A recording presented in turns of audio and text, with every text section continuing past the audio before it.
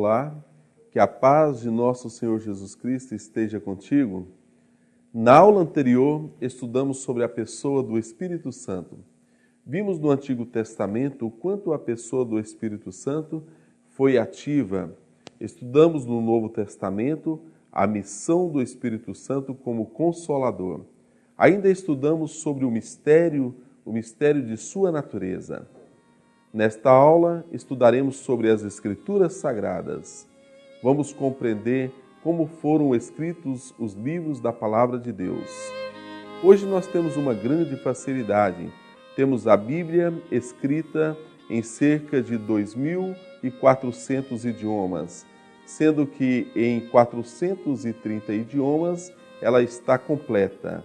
Nós temos várias versões da Palavra de Deus. Nós temos aqui uma exposição de Bíblias na língua portuguesa.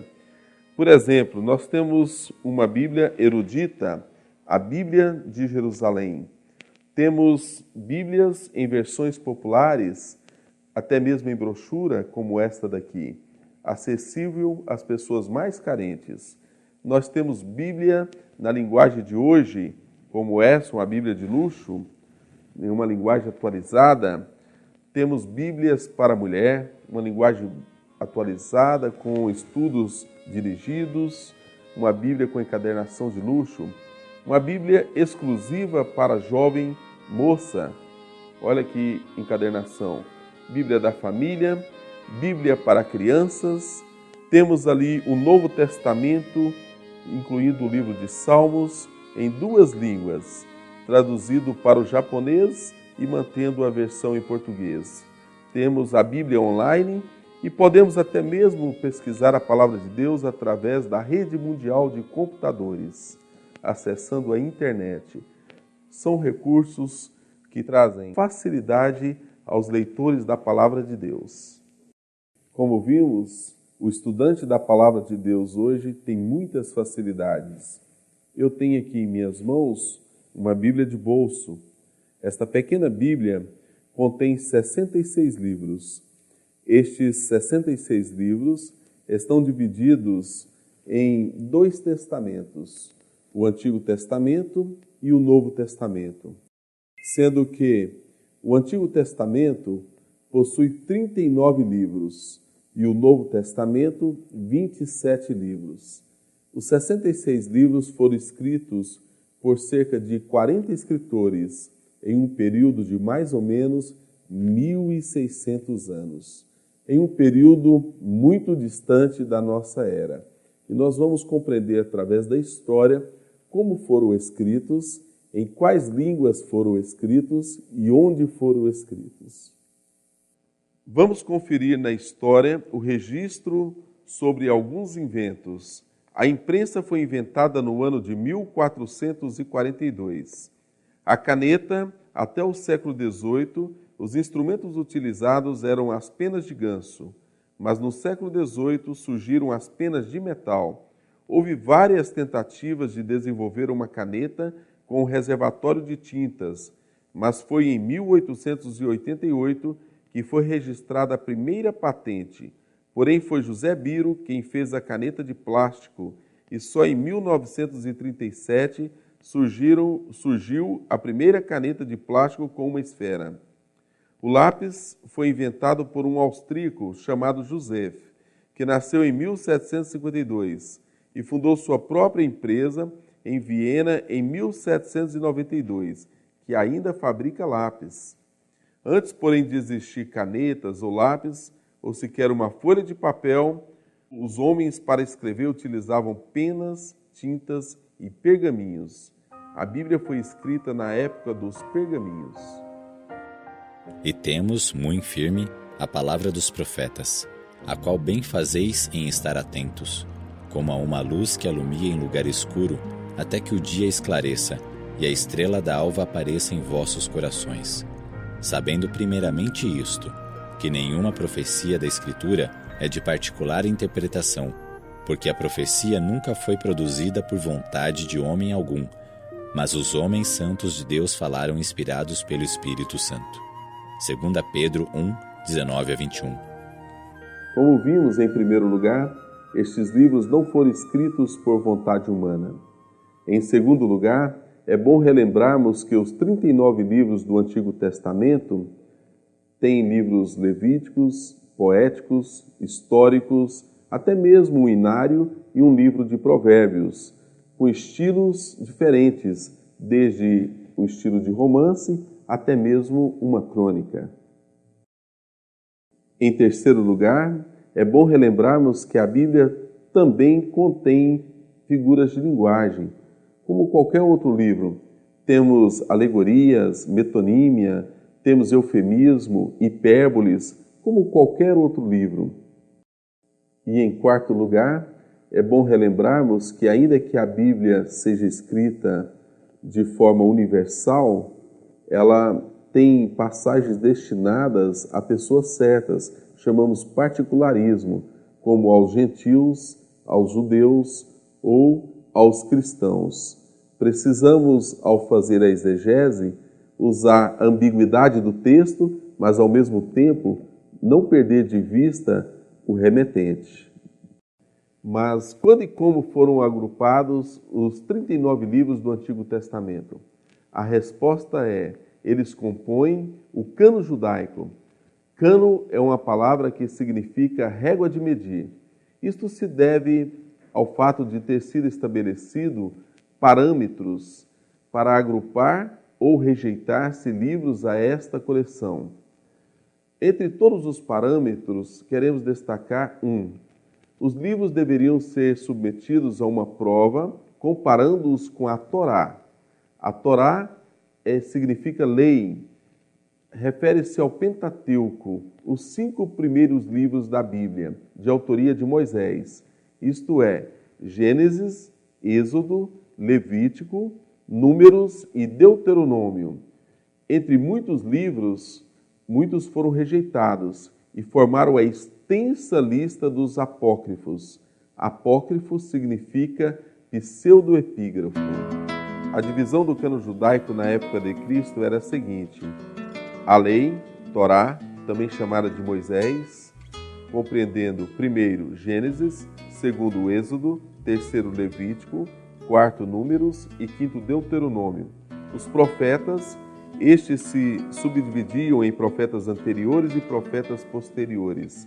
Profetas anteriores, continuando: 6 Josué, 7 Juízes, 8 Samuel, primeiro e segundo reunidos, e 9 Reis, primeiro e segundo reunidos.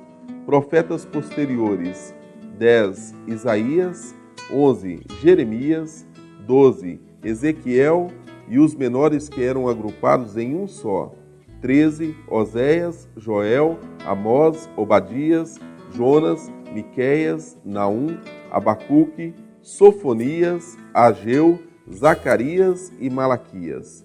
Os escritos, também chamados de agiógrafos, que correspondem os cânticos, os livros poéticos e os históricos. Continuando: 14 Salmos, 15 Jó, 16 Provérbios, 17 Rute, 18 Cantares, 19 Eclesiastes, 20 Lamentações, 21 Ester, 22 Daniel, 23 Esdras e Neemias, 24 Crônicas, primeiro e segundo reunidos. Os 39 livros do Antigo Testamento eram distribuídos em uma divisão de 24 livros, selecionados em 3 categorias genéricas. Estes livros foram escritos na Palestina na língua hebraica, salvo uma pequena parte que foi escrita em aramaico. Já o Novo Testamento, o consenso é que foi escrito na língua grega. O Novo Testamento contém 27 livros. Estes são 4 narrativas do Evangelho: Mateus, Marcos, Lucas e João, 14 cartas paulinas, entre estas a carta aos Hebreus é de autoria questionável, 7 cartas universais, um livro de história que é o livro dos Atos dos Apóstolos e um livro profético escatológico que é Revelação, ou seja, o Apocalipse, narrado por João, o evangelista. A parte mais importante da Bíblia é o Evangelho. Todo o Antigo Testamento aponta para ele, e o restante do Novo Testamento é comentário dele. Harry Harley. No início da década de 1450, Gutenberg iniciou a impressão da célebre Bíblia, de 42 linhas em 2 colunas. Cada letra era feita à mão, e cada página era montada juntando-se as letras. Depois de prensada e seca, era feita a impressão no verso da página. Gutenberg teria impresso 300 folhas por dia, utilizando 6 impressoras. A Bíblia tem 641 páginas e calcula-se que foram produzidas cerca de 300 cópias, das quais ainda existem aproximadamente 40. Nem todas as cópias são iguais, tendo algumas, no início de novos capítulos, letras pintadas à mão. A formação do cânon do Novo Testamento obedeceu a parâmetros tanto quanto a do Antigo Testamento, e muitos foram rejeitados. Surgiram novos apócrifos, revelações, evangelho, narrativas, cartas, muitos livros que foram acumulados na lista dos pseudoepígrafos. A luz de Deus sempre está a brilhar em meio às trevas do paganismo. Foi a igreja primitiva que, no final do primeiro século da era cristã, organizou a formação com os 2 cânones, o Antigo Testamento e o Novo Testamento. Esta formação considerou como ponto de partida o cânon judaico, em que os livros todos foram escritos originalmente em hebraico e com uma pequena porção em aramaico. Esta formação é semelhante à atual formação aceita pelos cristãos não católicos.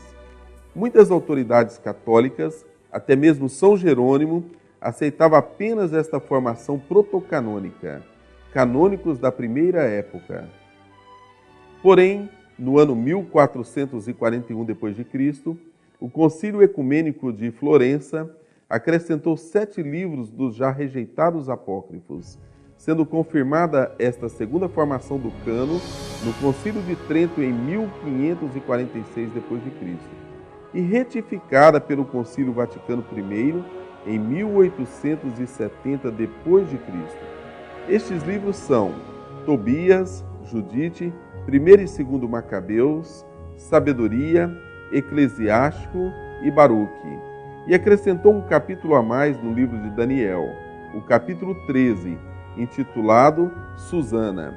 Esta decisão deuterocanônica, canônicos da segunda época, foi rejeitada pelos não católicos, vendo nestas apenas bases escriturísticas para sacramentar doutrinas consideradas hereges por alguns.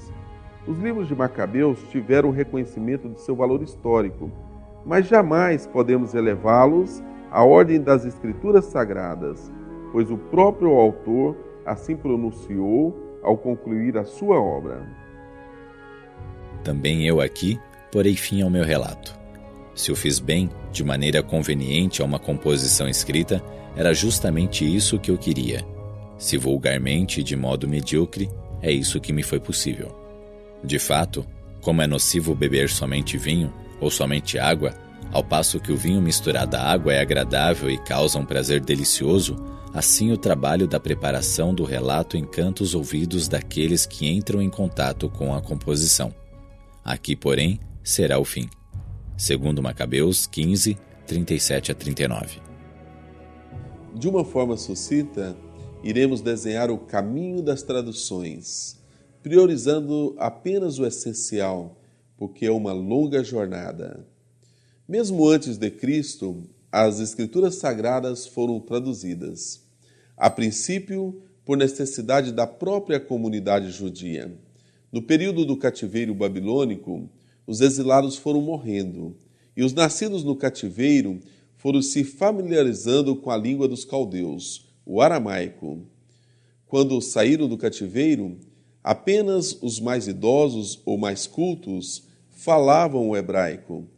Os escribas, guardadores da lei, então traduziram as Escrituras Sagradas do hebraico para o aramaico. Surgiram assim os targums aramaicos, que não somente eram uma tradução, como traziam os comentários dos escribas. Mas a tradução por necessidade de difusão do Evangelho ou das Escrituras Sagradas para outros povos, ou mesmo para os judeus dispersos, foi a tradução do Septuaginta, a versão dos 70. 72 anciãos foram designados para traduzirem as Escrituras Sagradas e ser catalogada entre os muitos dos milhares de livros da Biblioteca de Alexandria. As cópias desta tradução se tornaram populares na época de Cristo e dos apóstolos. A tradução posterior que teve maior relevância foi a Vulgata Latina.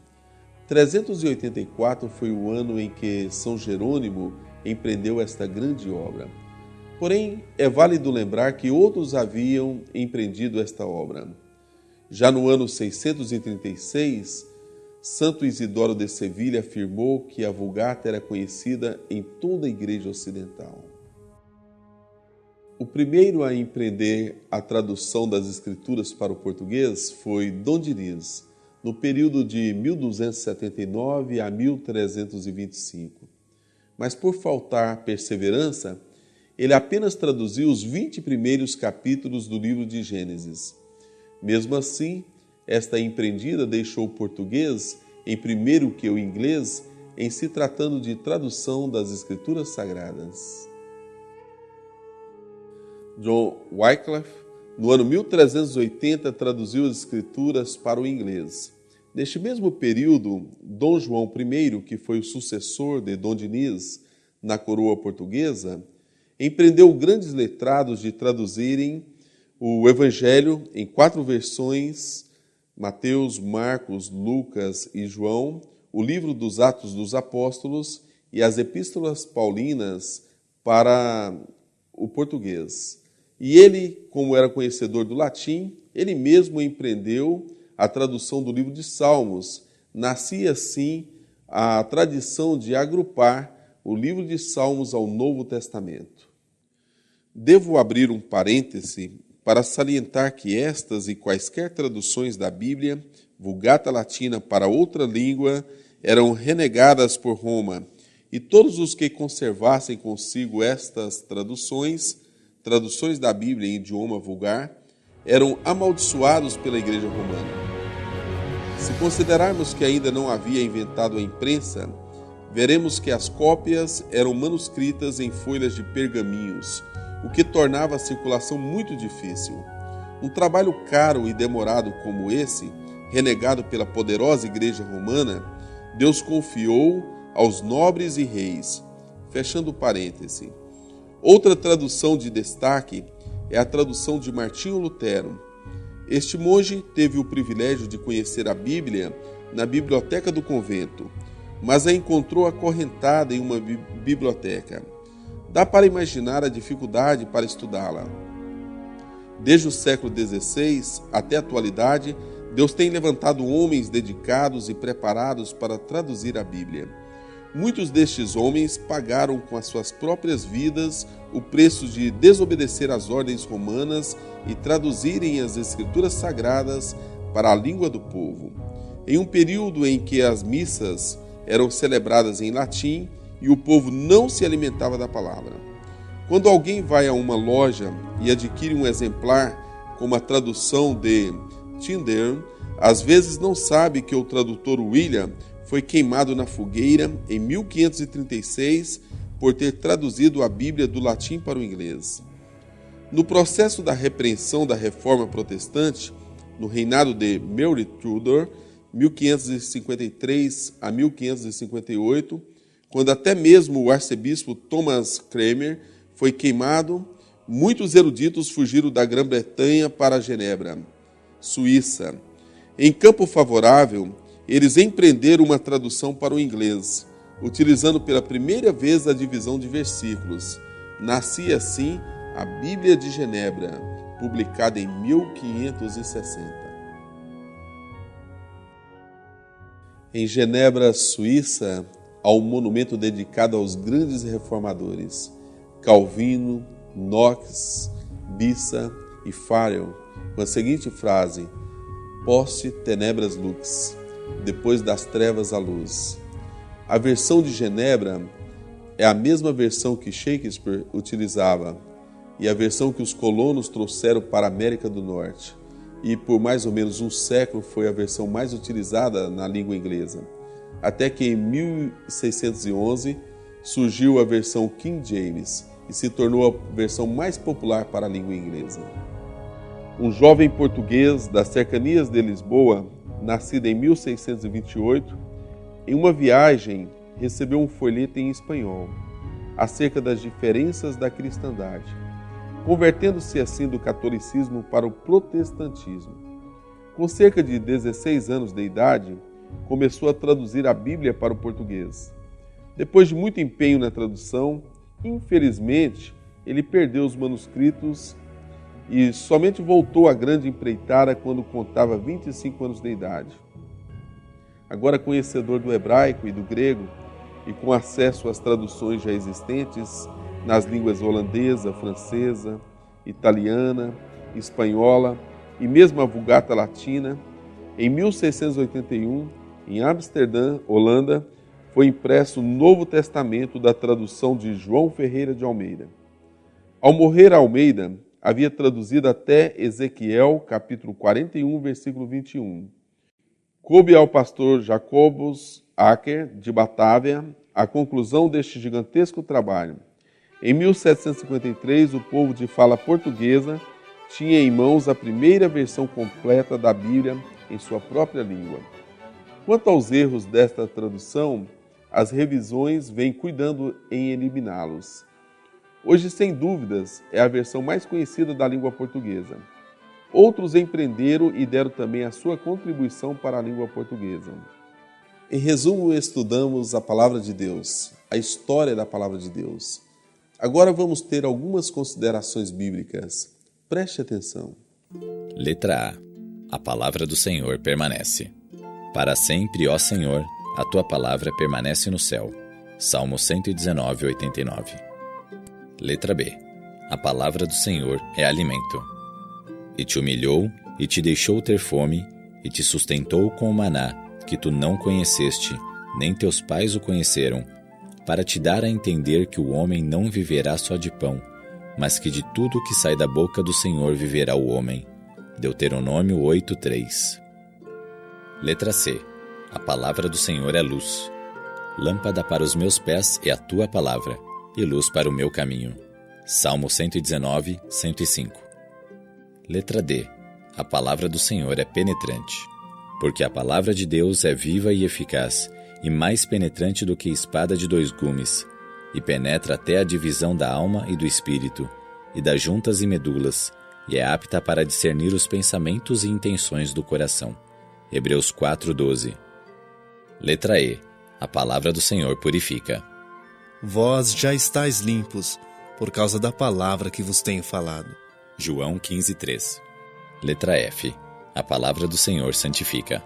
Santifica-os na verdade. A tua palavra é a verdade. João 17:17. Letra G. A palavra do Senhor traz esperança. Porque tudo que dantes foi escrito, para nosso ensino foi escrito, para que pela paciência e consolação das Escrituras tenhamos esperança. Romanos 15:4. Bem, chegamos agora ao final de mais uma aula. Concluímos a 5ª aula e concluímos assim o nosso primeiro bloco. Nesta conclusão, nós estudamos a respeito da Palavra de Deus, a Bíblia, o maior legado já confiado em mãos humanas. Na verdade, a Bíblia é para nós um livro que nos ensina os princípios morais e éticos. É a nossa fonte de inspiração, inspiração científica, inspiração musical. Ela é uma fonte fidedigna de história, nos ensina geografia, história, sociologia. A Bíblia está acima de todos os livros de autoajuda. Como disse um pensador, ela é a ajuda do alto, é a bússola para a nossa vida, até a vida eterna. Eu quero te convidar, meu querido amigo, te chamo assim porque já estou contigo há 5 aulas, a prostrar juntamente comigo e juntos realizarmos uma oração, elevarmos a Deus uma prece. Ajoelemo-nos na presença do Senhor. Amoroso Deus que estás nos céus, graças te damos pelas muitas bênçãos que o Senhor tem nos confiado. Ó Pai querido, quero te agradecer em especial por ter participado desta série maravilhosa. Te agradeço por todos aqueles que estão conosco, estudando os princípios de fé. Te pedimos perdão de nossos pecados e a unção do Santo Espírito para cada aluno, em nome de Jesus. Amém.